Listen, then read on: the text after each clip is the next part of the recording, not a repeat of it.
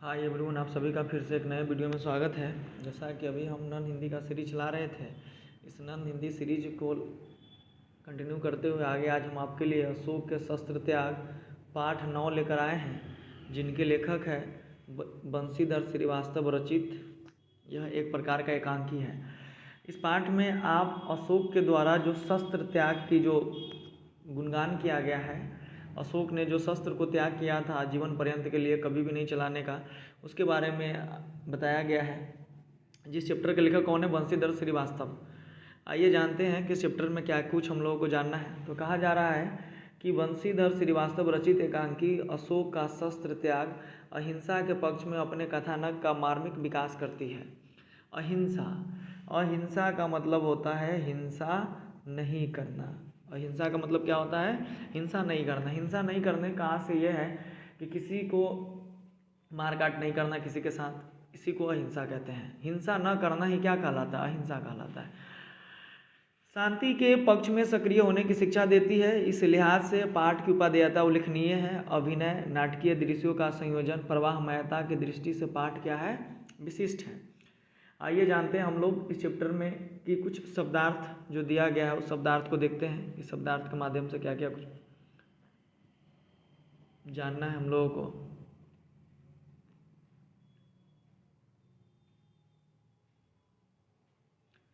देखिए, तो इस चैप्टर के अशोक का शस्त्र त्याग, सबसे पहली बात शस्त्र का मतलब क्या होता है? तो हाथ में थाम कर चलाए जाने वाला हथियार, जैसे तलवार हाथ में रख के जो चलाया जाता है उसको हम लोग क्या कहते हैं? शस्त्र कहते हैं। त्याग का मतलब होता है छोड़ना। संवाददाता मतलब संवाद पहुंचाने वाला। गुप्तचर छिपकर टूह लेने वाला यानी जासूस। संचालन नेतृत्व सुचारू रूप से चलाना। आत्मसमर्पण अपने आप को उपस्थित करना, स्वयं पकड़ में आना, आत्मसमर्पण कर देना। पराधीन दूसरों के अधीन। वीरांगना वीर महिला, युद्ध में लड़ने वाली महिला। साक्षात मतलब सामने। प्रतिज्ञा मतलब प्रणय और निश्चय। ये इतने सारे इस चैप्टर से संबंधित क्या है? तो शब्दार्थ हैं। और इस चैप्टर के लेखक कौन है? तो बंशीधर श्रीवास्तव जी हैं। देखिए, इस चैप्टर में आपको लेखक बंशीधर श्रीवास्तव जो है वो सम्राट अशोक के द्वारा जो शस्त्र का त्याग किया गया था कलिंग युद्ध के बाद से, उसी का वो फोकस करके एक एकांकी के रूप में इसको आपके सामने लाया गया है। यह एक प्रकार से नाट्य मंचन भी है। आप इसका अपने क्लास में, अपने समुदाय में इसका एक नाट्य मंचन भी कर सकते हैं। उसमें भी ये चैप्टर बहुत ही महत्वपूर्ण विशेषता को बताता है। तो एक बार फिर से हम चलते हैं कि इस चैप्टर के लेखक कौन है। तो इस चैप्टर का नाम है अशोक का शस्त्र त्याग, जिसके लेखक हैं वंशीधर चौधरी जी, वंशीधर चौधरी नहीं, श्रीवास्तव जी हैं। ठीक है। अब इस चैप्टर ये है क्या? तो साहित्य की विद्या की दृष्टि से यह एक प्रकार का एकांकी है। ठीक है। तो आइए जानते हैं कि इसमें होता क्या है। तो देखिए, इस चैप्टर में महाराज अशोक शस्त्र को त्यागते हैं। किससे? तो कलिंग के लड़ाई के बाद। अब कलिंग के लड़ाई के बाद ऐसा क्या घटना हो जाता है कि सम्राट अशोक अपने हाथों से शस्त्र त्याग करने की बात करने लगते हैं। उसी चीज़ को इस फोकस में बताया गया है। ठीक है। होता यूँ है कि सम्राट अशोक कलिंग पर आक्रमण किए रहते हैं। 4 साल से लड़ाई चलती रहती है। लड़ाई 4 साल बीत जाने के बाद भी वहाँ के सेनापति कलिंग के और कलिंग के महाराज भी मारे जाते हैं, लेकिन फिर भी कलिंग का जो दरवाज़ा है वो नहीं खुलता है। तो अशोक एक दिन आत्ममंथन करते रहते हैं अपने सैनिकों के बीच में बैठकर कि क्या बात है कि 4 साल से हम लोग एक ही लड़ाई को लड़ रहे हैं, यहाँ तक कि पता है कि सेनापति भी मारा गया है और साथ साथ में वहाँ के महाराज भी मारे गए, लेकिन फिर भी ये दरबार कलिंग का क्यों नहीं खुल रहा है? उसमें हम लोग का कब्जा क्यों नहीं हो रहा है? कलिंग का जो राजमहल है उस पर हम लोगों का झंडा क्यों नहीं फहरा रहा है? इसी चीज़ को मंचन को बातचीत करते हुए अशोक जो है सो अपने आप को सामने रखते हैं, सभी सेवा को बात करते हैं और इसके बाद वो ठानते हैं कि अब हम लड़ाई खुद करेंगे। आज जो है तो सैनिकों का जो नेतृत्व है हम खुद करेंगे, ऐसा वो बोलते हैं। बोलने के बाद होता यूँ है कि वो सारा सैनिक लेकर सुबह में अपना जाते हैं। अंदर से जो महाराज कलिंग के जो पुत्री है पद्मा, वो जितने भी सैनिक मारे गए रहते हैं उनके माताओं बहनों को सहयोग करके एक महिलाओं का सैनिक का टुकड़ा बनाती है और वो क्या करती है कि दरवाज़ा जब खुलता है तो अशोक के सामने प्रस्तुत होते हैं। ठीक है, प्रस्तुत होने के बाद दोनों के बाद बातचीत होती है, दोनों अपने अपने प्रण को बताते हैं, दोनों एक दूसरे के सामने उपस्थित होते हैं, वार्तालाप होता है दोनों के बीच, और उसी बीच दरमियान क्या क्या बात होता है उस सब चीज़ को यहाँ पे लेखक प्रस्तुत करने का काम किया। तो चलिए आइए देखते हैं क्या होता है। तो पहला कहता है कि एक मैदान में मगध के सैनिकों के शिविर लगे हैं। शिविर करने का मतलब लड़ाई के लिए जो जाता है तो वहाँ पर जो कैंप लगा रहता है उसी को शिविर कहते हैं। बीच में मगध की पताका फहरा रही है, पताका के पास ही सम्राट अशोक का शिविर है। संध्या बीत चुकी है, आकाश में तारे चमकने लगे हैं, शिविरों में दीपक जल गए हैं। अपने शिविर में अशोक अकेले टहल रहे हैं, उनके मुख पर चिंता की छाया है। वे कुछ सोचते हुए आसन पर क्या करते हैं, बैठ जाते हैं। और आसन पर बैठकर अशोक क्या करते हैं कि खुद से कुछ बात करना शुरू करते हैं। सोचते हुए क्या बात करते हैं, तो चलिए आइए देखते हैं। अशोक स्वतः से अपने आप से, आज 4 साल से यह युद्ध हो रहा है और कलिंग आज भी पराजित जीता नहीं जा सका है। दोनों ओर से लाखों आदमी मारे गए हैं, लाखों घायल हुए हैं, पर हम आज भी असफल है। क्या होगा इसका परिणाम? द्वारपाल जो गेट के पास राजा के दरबार के साथ खड़ा रहते हैं, वो द्वारपाल आते हैं, वो बोलते हैं सिर झुकाकर, राजन संवाददाता आना चाहता है। तो अशोक बोलते हैं आने दो, संवाददाता प्रवेश कर। महाराज अशोक की जय हो, महाराज अशोक की जय हो, शुभ संबाद है। गुप्तचर समाचार लाया है कि कलिंग के महाराज लड़ाई में मारे गए हैं। अब आगे क्या हुआ?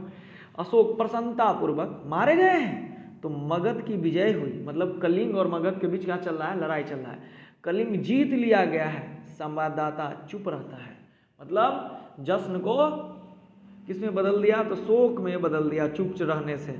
अशोक उसके बाद संवाददाता को चुप देखकर क्या बोलते हैं, बोलते क्यों नहीं तुम, चुप क्यों हो? संवाददाता धीरे से, बोलूं क्या महाराज, कलिंग दूर के फाटक आज भी बंद है, फिर किस मुंह कहूं कि कलिंग जीत लिया गया है? अशोक उत्तेजित होकर, कलिंग के फाटक आज भी बंद है? संवाददाता हाँ महाराज, कलिंग के फाटक आज भी बंद है। अशोक उत्तेजित होकर खड़े होते, बंद है तो खुल जाएंगे, जाओ जाकर सेनापति से कह दो कि कल सेना का संचालन मैं स्वयं करूंगा। कल या तो कलिंग के दुर्ग के फाटक खुल जाएंगे या मगध की सेना ही वापस चली जाएगी। जाओ, हाथ से जाने का संकेत करते हुए। किसको? संवाददाता को, द्वारपाल को बोला। अब आगे देखिए फिर क्या होता है। दूसरा दृश्य इस मंचन का शुरू होता है। दूसरा दृश्य में क्या होता है, दूसरे दिन प्रातः काल का समय है, सुबह सुबह का समय है। शस्त्र से सुसज्जित अशोक घोड़े पर बैठे हैं, उनके पास उनका सेनापति है, सामने कलिंग दुर्ग है जिसके फाटक बंद है। अशोक, मेरे वीर सैनिकों, आज 4 साल से युद्ध हो रहा है, फिर भी हम इस कलिंग को जीत नहीं पाए हैं। उसके किसी दुर्ग पर मगध की पताका नहीं फहरा रही है। कलिंग के महाराज मारे गए हैं, उनके सेनापति पहले ही कैद हो चुके हैं, फिर भी कलिंग आत्मसमर्पण नहीं कर रहा है। आओ आज हम अपनी मातृभूमि की शपथ लेकर प्रण करें कि या तो हम कलिंग के दुर्ग पर अधिकार कर लेंगे या सदा के लिए मृत्यु के गोद में सो जाएंगे। ठीक है, अशोक अपने सैनिक उनिक सभी से आह्वान कर रहे हैं। सब सैनिक देखिए इसी पिक्चर में, ये हमारे सम्राट कौन है, तो ये सम्राट अशोक साहब है, ये उनके सैनिक हैं और ये सारे चीज़ अपना हिसाब से लगे हो। इधर इधर इधर इधर ये पद्मा है घोड़ा पर सवार, और ये पद्मा की महिला सैनिक है। अब दोनों में क्या हुआ, तो अशोक के सैनिक सब अपना तलवार खींचकर मगध की जय हो, सम्राट अशोक की जय हो नारा लगा रहे हैं। सहसा दुर्ग का फाटक खुल जाता है, सब आश्चर्य से उधर देखने लगते हैं। उनकी तलवारें खींची की खींची रह जाती है। शस्त्र सज्जित स्त्रियों की विशाल सेना फाटक के बाहर निकलने लगती है।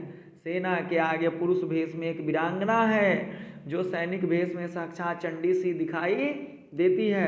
यह कलिंग महाराज की कन्या पद्मा है। स्त्रियों की सेना अशोक की सेना से कुछ दूरी पर रुक जाती है। अशोक के सिपाही मंत्रमुग्ध से देखते रह जाते हैं, अशोक भी चकित रह जाते हैं। आगे पद्मा बोलती है, आगे बढ़कर अपनी सेना से, बहिनों तुम वीर कन्या, वीर भगनी और वीर पत्नी हो। मतलब कन्या बेटी है किसी का बहन है, किसी की पत्नी है। मुझे तुमसे कुछ कहना है। जिस सेना ने तुम्हारे पिता, भाई, पुत्र और पति की हत्या की है वह तुम्हारे सामने खड़ी है। आज उसी से तुम्हें लोहा लेना है। तुम प्रण करो कि जननी जन्मभूमि को पराधीन होते देखने के पहले तुम सदा के लिए अपनी आंखें बंद कर लोगी। अशोक स्वतः यह कौन है? क्या साक्षात दुर्गा कलिंग की रक्षा करने के लिए युद्ध भूमि में उतर आई है? शेष सैनिक भी सभी स्त्रियां हैं, क्या स्त्रियों से भी युद्ध करना होगा? अशोक देखता है सामने सभी कन्या सब आई हुई, कन्या भेष सभी तो महिलाएं हैं उस सैनिक में। क्या अशोक को स्त्रियां का भी वध करना होगा? ना, मैं स्त्री वध नहीं करूंगा, मुझे विजय नहीं चाहिए। मैं यह, अब आगे देखिए क्या, मैं यह पाप नहीं करूंगा, मैं शस्त्र नहीं चलाऊंगा। प्रकट सैनिकों, स्त्रियों पर हाथ न उठाना। आगे बढ़कर, तुम कौन हो देवी? अशोक बोलता है पद्मा को देखकर, पद्मा, मैं कलिंग महाराज की कन्या हूँ, मैं हत्यारे अशोक की सेना से लड़ने आई हूँ। जब तक मैं हूँ, मेरी ये वीरांगनाएं हैं, कलिंग के भीतर कोई पैर नहीं रख सकता। कहाँ है अशोक? कहाँ है मेरे पिता का हत्यारा? मैं उससे द्वंद्व युद्ध करना चाहती हूँ। समझ गए? महिला जब अपने ताकत पे आ जाती है तो बड़े बड़े सम्राट को भी छका सकती है। इससे यही सीख हमें मिल रहा है। नेक्स्ट है अशोक। अशोक तो मैं ही हूँ राजकुमारी, दोषी मैं ही हूँ, परंतु तुम स्त्री हो, तुम्हारी सेना भी स्त्रियों की है, मैं स्त्रियों पर शस्त्र नहीं चलाऊंगा। पद्मा, क्यों महाराज? अशोक, शास्त्र की आज्ञा है राजकुमारी। देखिए किसका? शास्त्र का हवाला दे रही है, दोनों में बातचीत चल रही है। पद्मा, और शास्त्र की आज्ञा है कि तुम निरपराधियों की हत्या करो। शास्त्र की आज्ञा है कि तुम अपनी विजय लालसा पूरी करने के लिए लाखों माताओं की गोद सुनी कर दो, लाखों स्त्रियों की मांग का सिंदूर पहुंच दो। फूंक दो उस शास्त्र को जो तुम्हें यह सिखाता है। मैं तुमसे शास्त्र सीखने नहीं आई हूँ, शस्त्रों से युद्ध करने आई हूँ। तुम हत्यारे हो, मैं अपने बलि चढ़ाकर तुम्हारे खून के प्यास बुझाने आई हूँ। अपने सिपाहियों से कहो कि तलवार उठाएं, कलिंग की स्त्रियां तुमसे कुछ नहीं चाहती, केवल युद्ध चाहती है। अशोक सिर झुका लेता है। आगे पद्मा, सिर क्यों झुका लिया महाराज? मैं युद्ध चाहती हूँ, केवल युद्ध। पद्मा बोल रही है। और ये अशोक सर अपना झुकाया, उनके सैनिक भी हथियार फेंक दिए हैं और ये घोड़े पर सवार पद्मा है और ये पद्मा के साथ उसकी सैनिक है। आज आपको भीषण युद्ध की पूर्णाहुति होगी। अशोक, बहुत हो चुका राजकुमारी, मैं अब युद्ध नहीं करूंगा, कभी युद्ध नहीं करूंगा। तलवार नीचे फेंक देते हैं। पद्मा, यह क्या महाराज? अशोक अपने सैनिकों से, तुम भी अपनी तलवारें नीचे फेंक दो। देख लिए, यही सबका तलवार नीचे फेंके हुआ है। आज से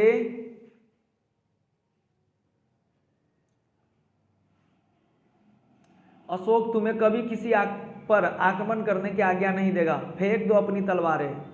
सभी सैनिक अपनी अपनी तलवारें फेंक देते हैं। पद्मा आगे बढ़कर, मैं भुलावे में नहीं आ सकती महाराज, मैं तुमसे युद्ध करूंगी, मुझे अपने पिता का बदला लेना है। देख लीजिए पद्मा विश्वास नहीं कर रही, क्योंकि लड़ाई का एक मूल मंत्र है पीछे भी हटना। पीछे हट जाने के बाद सामने वाला मजबूर है कि अब नहीं करेगा, बाद में फंसा के उसे लड़ाई करना। अशोक सिर झुकाकर, तो लीजिए बदला राजकुमारी, मैं अपराधी हूँ। जिस अशोक ने लाखों का सिर काटा है और जिस अशोक का सिर आज तक किसी के आगे नहीं झुका, वह आपके आगे नत है।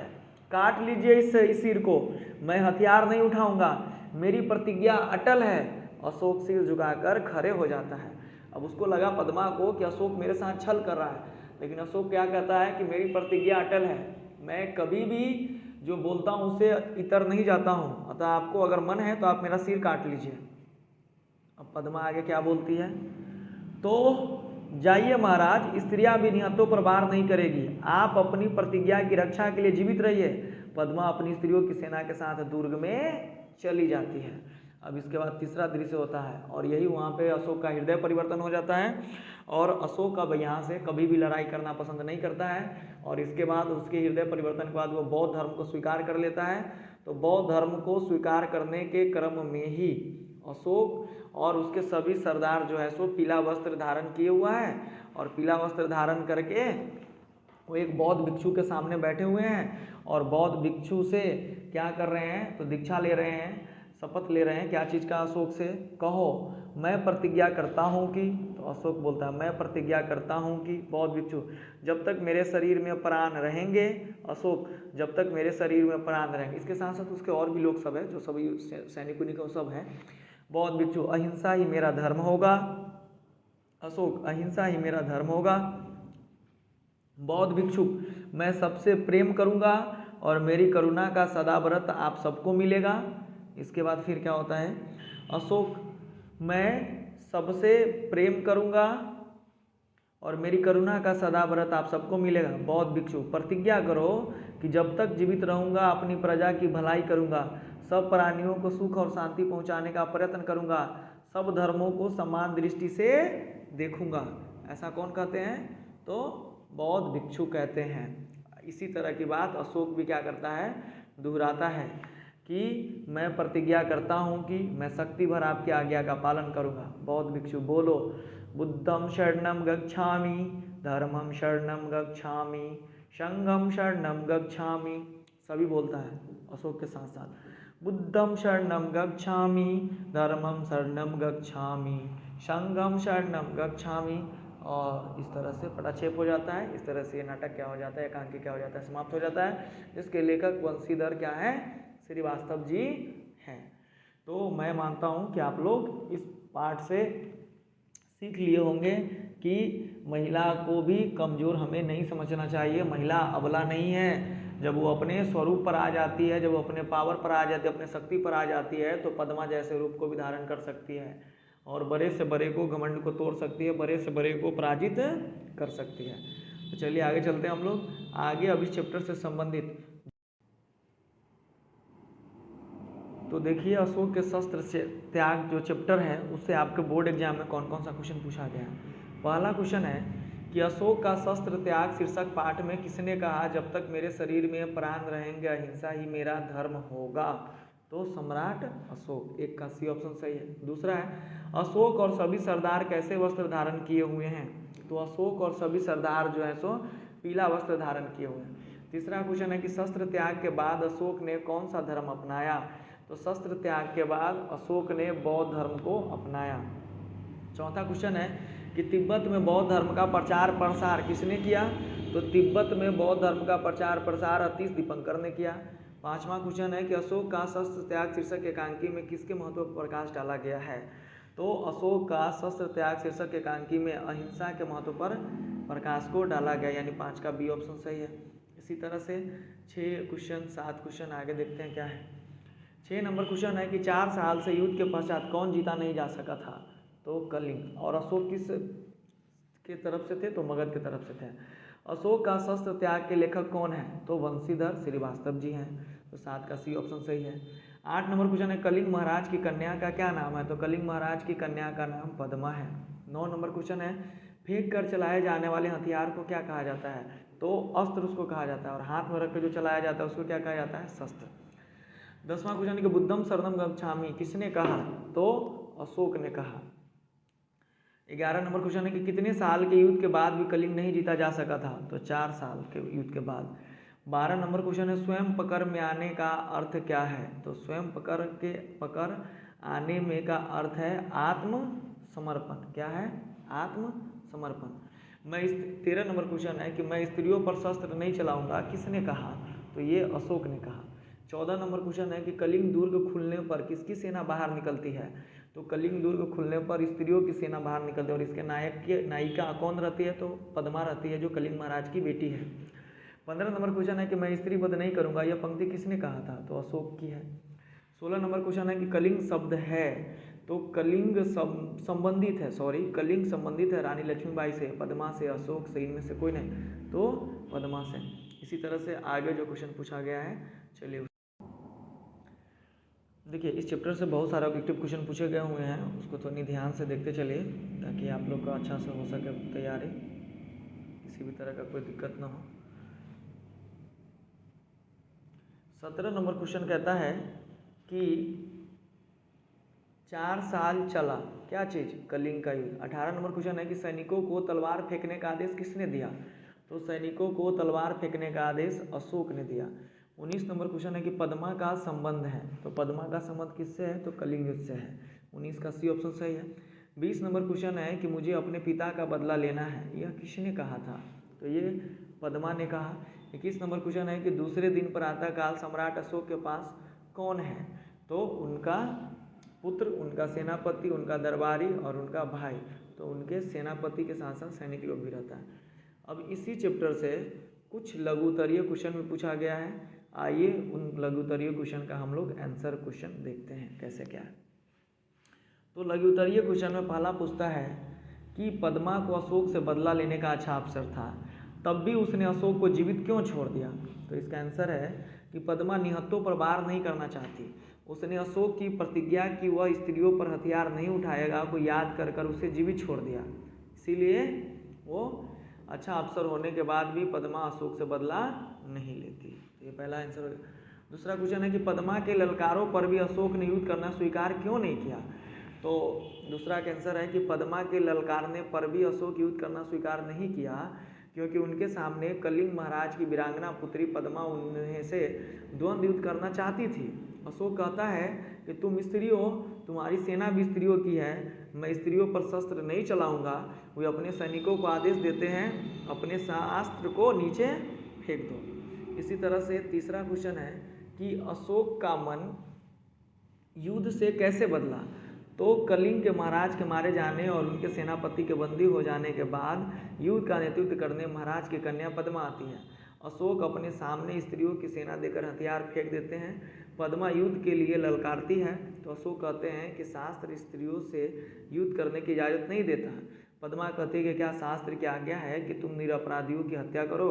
अशोक सिर झुका लेते हैं। लाखों प्राणियों की हत्या करो, उनका मन पिघल जाता है और मन ही मन कभी युद्ध न करने का निर्णय ले लेते हैं। इसी तरह से चौथा क्वेश्चन है कि सैनिकों को उत्साहित करने के लिए पद्मा ने क्या कहा।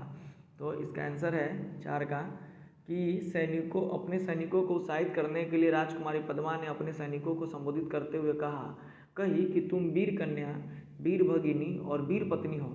जिस सेना ने तुम्हारे पिता, भाई, पुत्र और पति की हत्या की है, आज उसी से तुम्हें लोहा लेना यानी बदला लेना है। तुम प्रण करो कि जननी जन्मभूमि की पराधीन होते देखने में से पहले तुम सदा के लिए अपनी आंखें बंद कर लोगी। ऐसा कहते हैं कौन? पद्मा अपने सैनिकों को उत्साहित करने के लिए। 5वां क्वेश्चन है कि अस्त्र और शस्त्र के अंतर को लिखे। तो देखिए, अस्त्र हाथ से फेंक कर चलाया जाने वाला हथियार है, जबकि शस्त्र जो है वह हाथ में थाम कर चलाया जाने वाला हथियार है। तो ये हुआ आपका लघु उत्तरीय क्वेश्चन।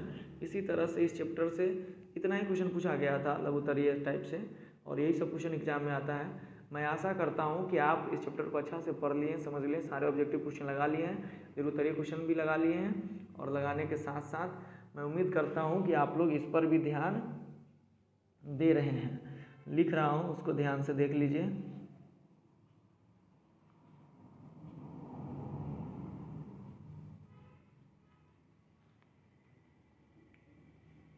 तो वीडियो देखने के लिए बहुत बहुत धन्यवाद। इसी तरह से हमारे चैनल पर आप लोग बने रहिए।